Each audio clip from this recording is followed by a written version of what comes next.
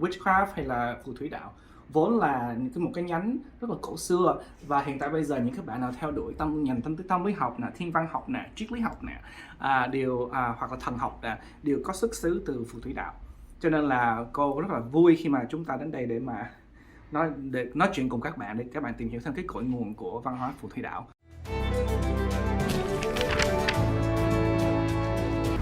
Xin chào các bạn, Val đang ở Canada, ở thành phố của mình. Và đây là một cái nơi rất là đặc biệt với Val, tại vì sư phụ của Val đã từng mở một cái tiệm gọi là Mystic Bookshop, nơi mà bà đã chia sẻ rất nhiều kinh nghiệm mà đưa rất là nhiều người sư huynh đệ của Val vào trong cái phù thủy đạo này. Hôm nay mình sẽ làm một cái tour để các bạn đi vào đây, và trong đây hiện tại bây giờ là cái người chủ của cái bookshop này á là tên là cô Mary, và người đang cầm máy quay là sư tỷ của Val tên là Rachel. Rachel, you just say hi with your voice in the background. Hi. So let's go in and find out what's new and exciting about the Mystic Bookshop in London, Ontario. Okay. Do you want to do a little zoom thing?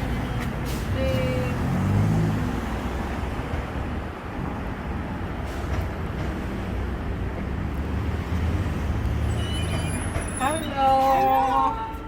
Hello. Đây là cô Mary, người chủ mới của The Mystic Bookshop tại London, Ontario, nơi là cội nguồn của Val về phù thủy đạo. Hi Mary.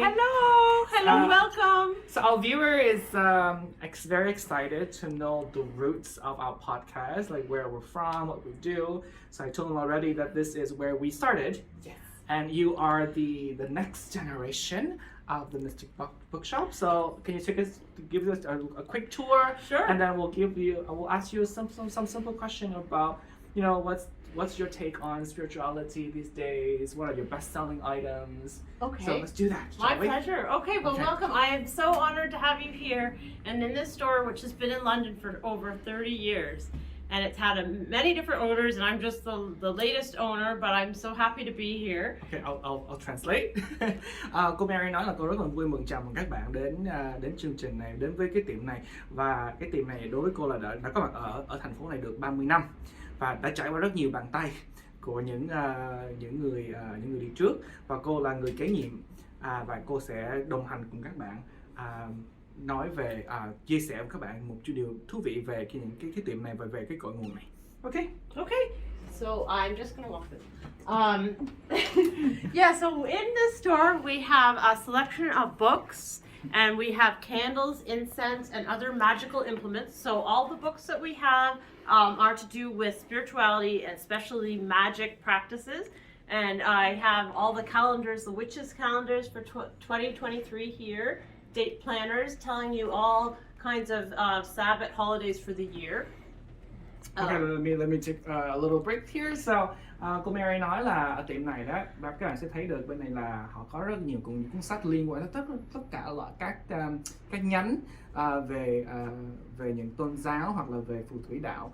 Không nhất thiết chỉ là phù thủy đạo thôi, cũng có các nhánh nói về Thiên Chúa giáo và cái Phật giáo cũng được.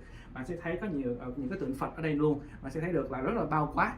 Ok, phù thủy đạo rất là bao quát ha. Thì nếu các bạn nhìn ở đây là bạn sẽ thấy được rất nhiều những cái dung dịch nè, những cái herbs hay là những cái nguyên phụ liệu á, hương liệu đó để hỗ trợ những cái mà gọi là pháp thuật trong cuộc sống và cuộc sống của người phù thủy ha. Thì ở đây cũng có bán những cái candles hoặc là những cái đèn cầy đó để dùng cho những cái lễ nghi và lễ tế của phù thủy đạo. Okay, let's continue, Mary. Okay, I want to show you my magical cabinet of different magical powders and oils. A lot of people use these for different spell work. There are some that to do with love spells, if you want to attract a lover. Some are to increase your intuition or your spiritual knowledge, and little powders for marriage blessing or confidence or love. people to put them on themselves, or they might do a spell with a candle and light the candle. So what are the difference between normal aromatherapy oil and compared to our magical oil?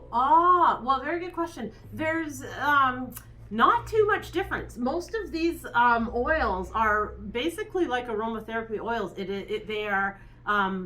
They're like old traditional mixes of essential oils, but some of them contain some magical ingredients. Like the Crown of Success also has gold in it, but it is this would have a mix of ingredients of essential oils. It would smell great. Like this would be, I can tell there's roses in this, so I don't know what exactly are all the ingredients, but it is very similar to aromatherapy. It works in the same way.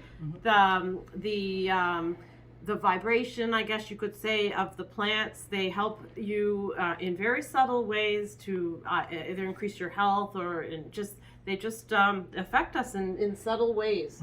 Okay, I'll take a little translation. So phía sau cô Mary là một cái tủ kệ, cái tủ đó họ có rất là nhiều những cái bài thuốc hoặc là những cái tinh dầu dùng trong pháp thuật.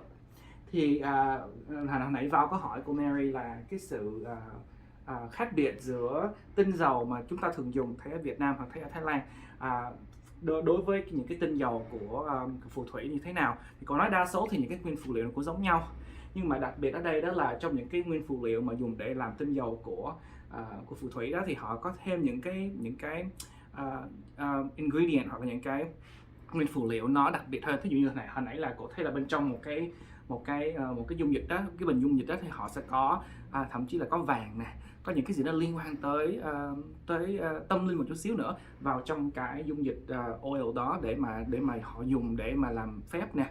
Thì có những cái dung dịch dùng để làm love spell hoặc là những cái dung dịch dùng để làm cho mình tươi tắn hơn, là mình đẹp đẽ hơn, là mình có thể rù bên người khác một cách dễ dàng hơn. Đối với bản thân như là mình bỏ bùa cho bản thân mình đó, cái như vậy.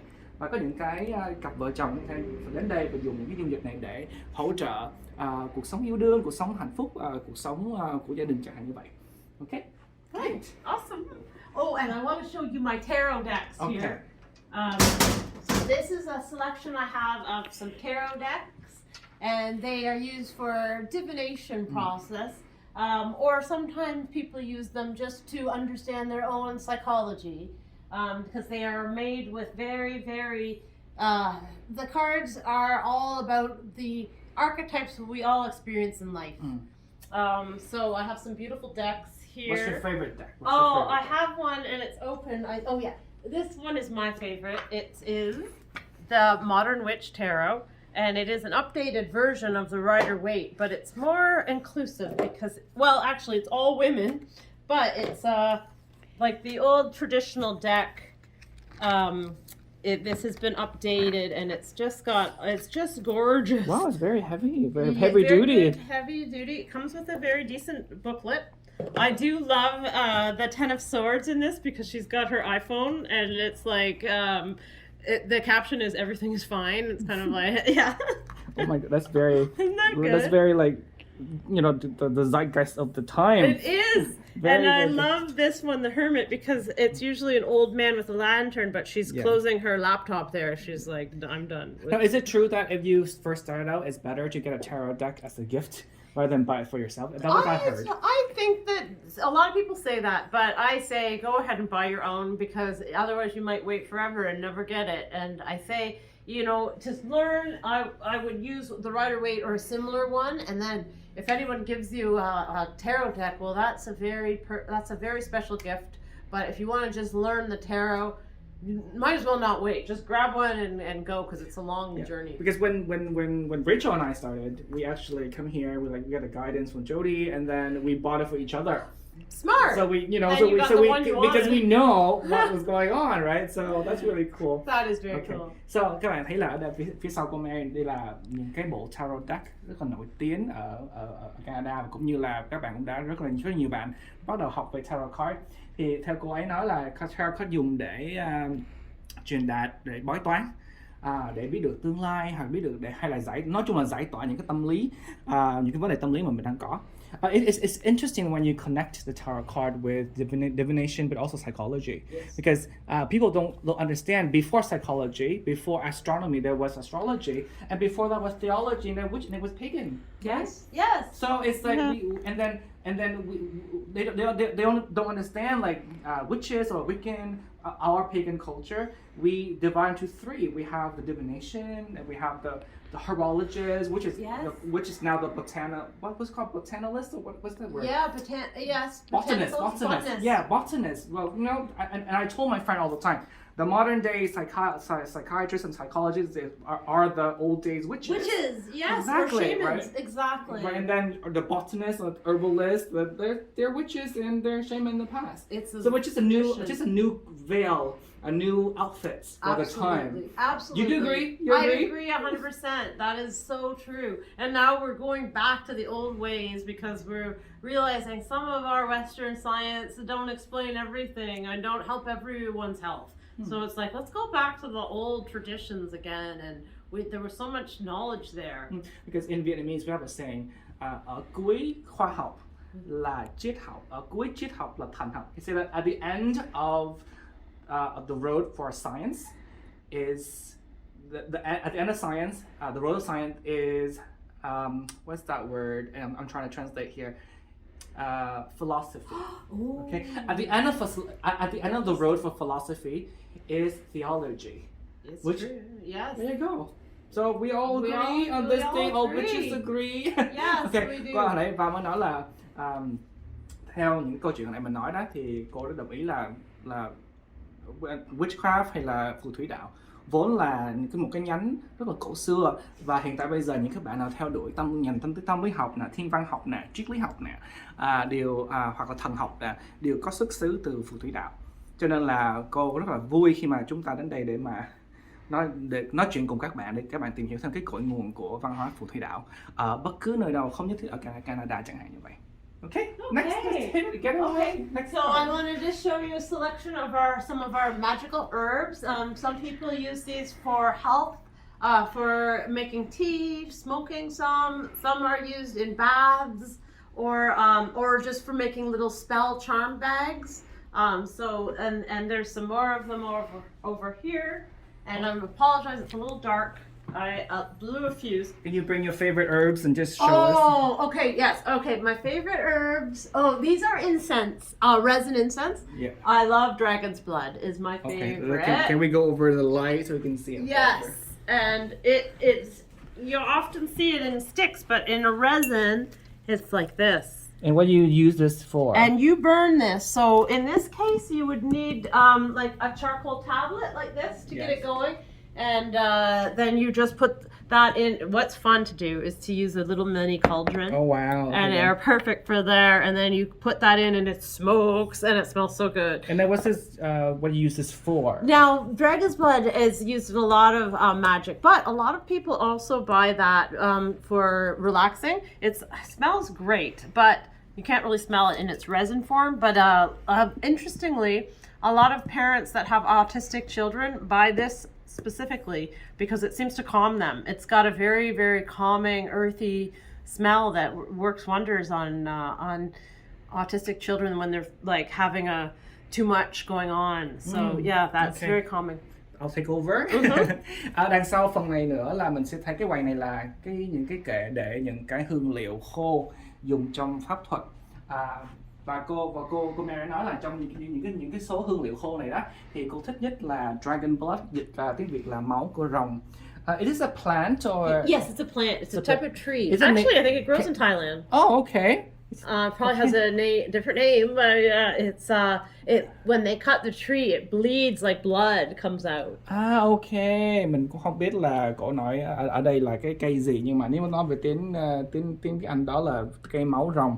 Khi mà cô nói là ở Thái Lan cũng có trồng, khi mà mình chặt đứt thì nó sẽ rỉ ra một cái chất nhựa màu đỏ, họ phơi khô, họ để dùng làm nguyên hương liệu. Và cô nói là cái hương liệu này đó mình sẽ dùng trong những cái cauldron hoặc những cái đồ để đốt đó, giống như mình sử dụng như ở phương Đông mình có trầm hương á, các bạn sẽ thấy trầm hương thì họ sẽ bỏ lại và họ đốt lên. Và cô nói là rất là nhiều phụ huynh á, mà có những đứa con bị tự kỷ á, maybe vấn đề về tâm lý á, thì họ sẽ cảm thấy là khi mà đốt lên những cái hương liệu làm từ dragon blood á, thì những đứa trẻ đó nó sẽ rất là calm, nó sẽ rất là cảm thấy rất là nhẹ nhàng.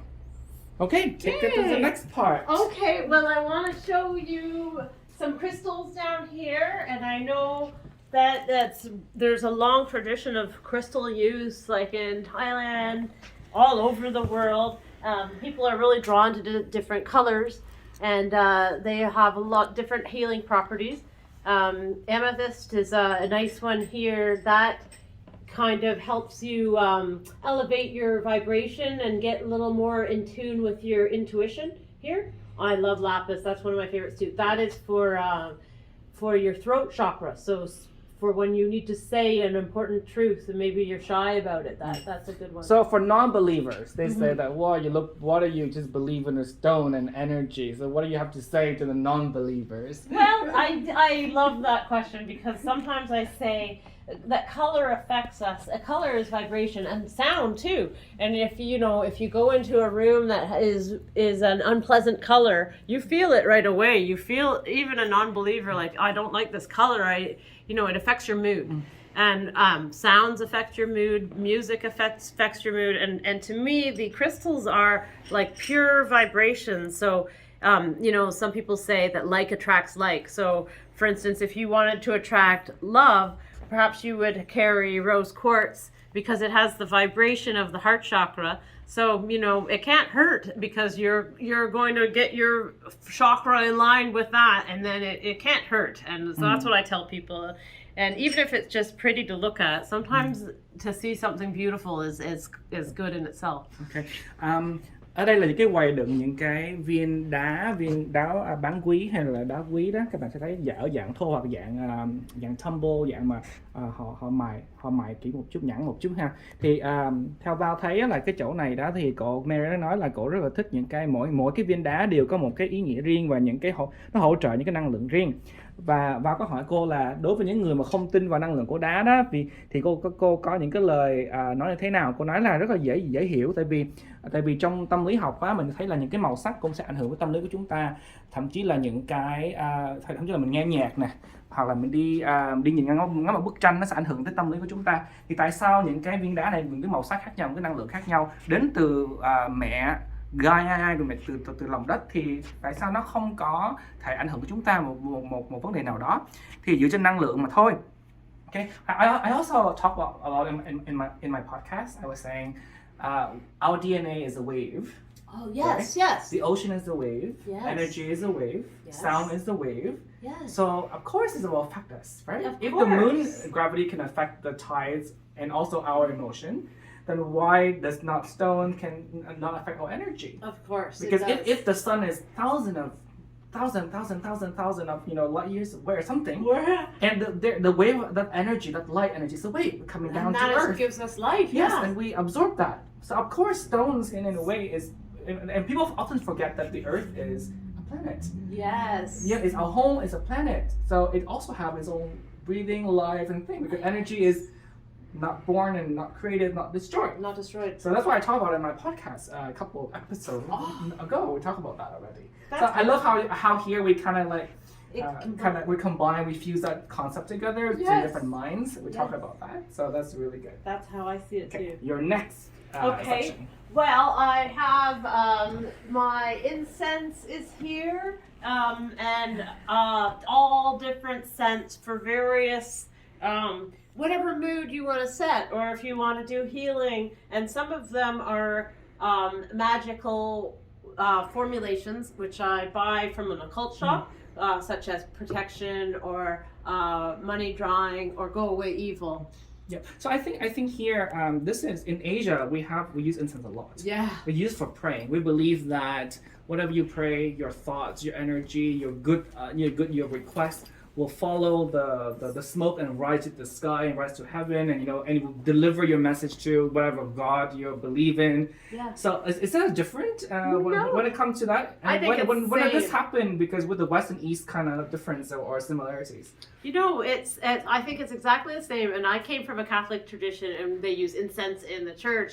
and that was the only part I liked was when they lit the incense. And it's for the same, I think the same reason, to carry our messages up, or also to put you in a framework, like kind of to tricking your brain into becoming a meditative, or getting into a meditative or spiritual state, is another way. But definitely, like, smells are so evocative, and you smell one thing and you're transported back to childhood. So a lot of people use that for meditation, a certain smell, and then they'll light that every time, and it kind of gets them into their meditation practice. So a lot of and people in ceremonial magic also use it. They tend to use a lot of sandalwood in ceremonial magic.